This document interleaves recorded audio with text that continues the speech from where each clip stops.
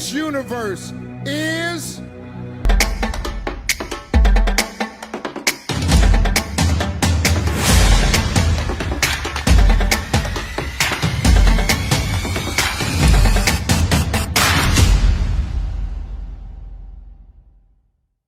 some countries, sport is like the national pastime. That's But in true. the Philippines, some might say that pageantry is the pastime. That's true. You know what? In the Philippines, we have pageants all over the places. Yes, we have pageants in the barangay, in school, national, local. That's why we really love Miss Universe. It's like it's giving pride and putting the Philippines back on the pedestal. That's why there's an added pressure as a candidate coming from a pageant-loving country. But it's a good pressure. I always look up to our former Miss Universe Philippines. They really did well in the competition. And now this is my time to show who I am, to offer what Rabiya can show to the rest of the universe. So I'm very happy, and at the same time, I'm excited to make all my kababayans proud, and hopefully I do. You know, when I was a young girl, I used to watch Miss Universe on the television, and I thought, it's so far, it's so big, I can never get there. But to actually be here right now, knowing that in just a couple of days I'll be on that stage, whew, I'm just so incredibly happy, and to be representing for my home country, Thailand. I'm in awe, I'm in shock, and it's the best feeling in the world. I'm so blessed to be here. And I cannot wait to be on that stage and really perform and make my country proud. Why do you think it is that the Philippines love? They have appreciation for beauty. We do love pageant because we used to think that we wanted to be included in the world, I have to be honest, in the Philippines, my skin color used to be not the standard of beauty. I was obsessed whitening my skin because these are the kinds of beauty queen we see on the mainstream. But things were different now. That's why I'm very proud to be a morena. In the Philippines, we call it morena. It's brown skin girl. And to be able to represent, my color, my identity as a true Filipina. Well, first of all, congratulations. How does it feel to be here? Thank you. It feels amazing. I cannot believe that I'm here. With the COVID situation, I'm so glad that we're all here and that there's so many girls that are able to be a part of this competition. And what it makes me realize is that the world isn't that big. When you see all the girls in the auditorium together from different countries, and everyone is so nice and so lovely, they're so warm.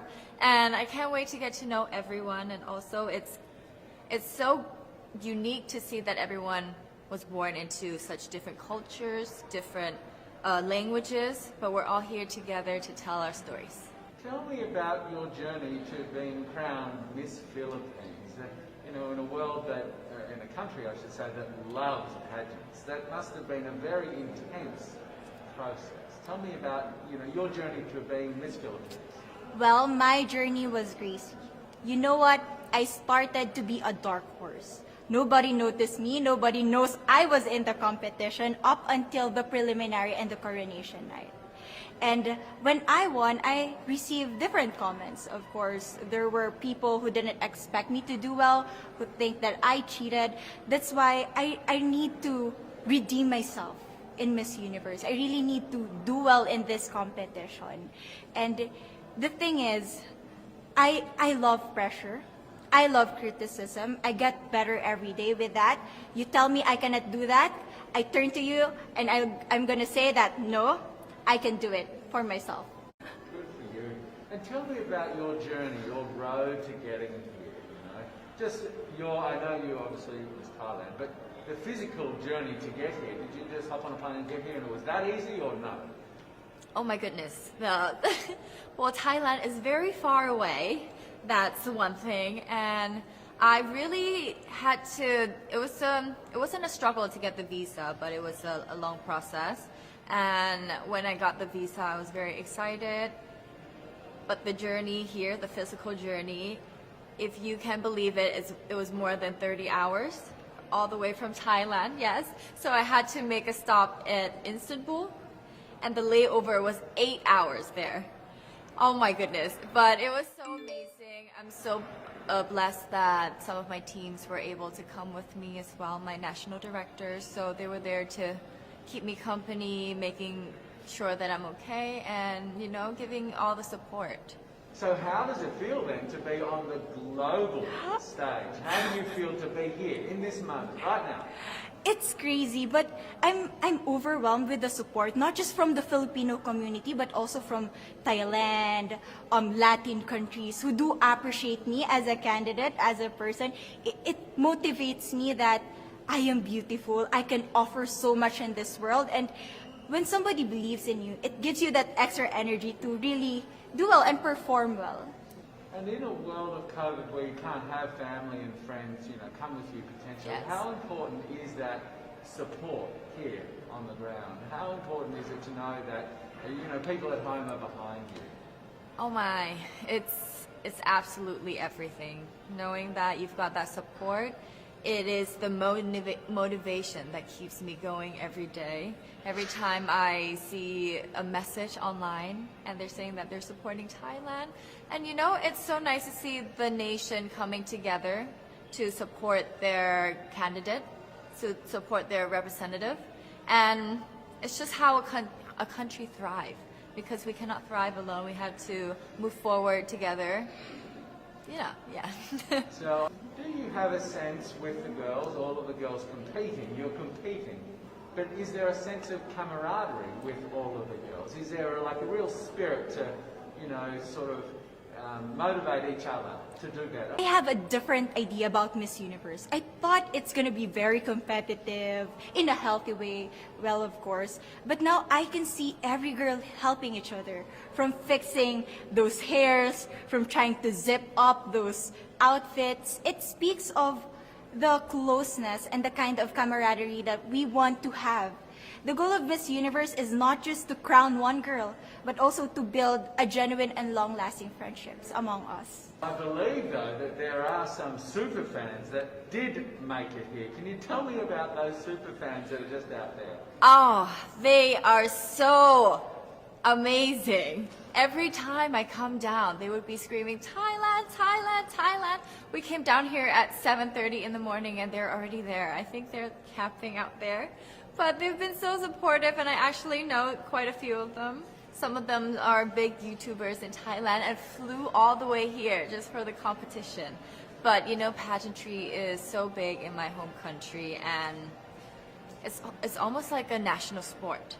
So the whole country gets behind it. They're very supportive, you know, and they're just right behind you.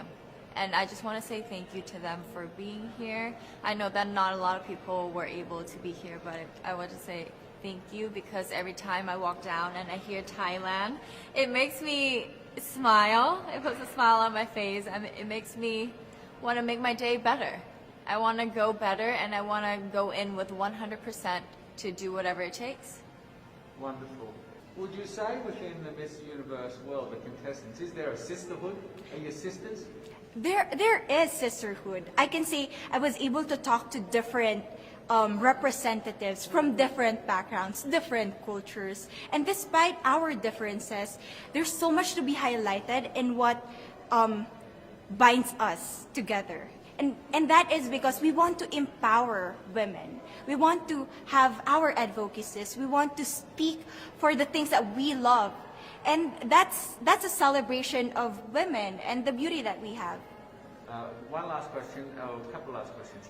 How has it been on the ground? How has, you know, the week sort of been unfolding? What is your day-to-day like? Give your fans at home and give our viewers a sense of what it's like. What is it like here? It is incredible. It's an incredible journey to have been able to meet all of the girls, because you know, when you know of each other online and you've been messaging, you're on WhatsApp, there's a WhatsApp group, you've been talking, but then to actually come here and meet them in reality, it's just a whole different feeling. And it's just so nice to get to know them better and to know their stories, because each of them are so inspiring and they're so empowering, and they have different stories that make them the woman that they are today. And I think it's just unique to get to know them. So coming out of this week, obviously you would love to be crowned Miss Universe. Of course. And that would be wonderful, of course, for any of you. But what else will you take out of this week? What do you think you'll feel at the end of this week, regardless of the result? How will you be a different person? It's the growth and the development that I was able to have during preparing for this training. I will be honest, there was a moment that I lost my identity because I was put under pressure. I was in that position in which I feel like I'm not good enough. I'm not a good representative of my country, but I was able to bounce back stronger. And if I was able to do that for Miss Universe, I will be able to do that in life. That is my greatest takeaway from Miss Universe. Okay, so the Philippines have a huge amount of fans. Yes. I want you to give us a little bit of a message to the fans here and at home. But send a message. What would you say to all the fans in the Philippines? To all my fans from the Philippines and from all over the world, maraming salamat po. Thank you so much for loving me and for believing in me. It means a lot to somebody who is so naive in this industry, who has no idea how to become a beauty queen on the first day of my journey. But because of your love and support, I was able to be the woman that I am today. And regardless of the result, I may or I may not win the crown, but one thing is for sure, I'm gonna make you all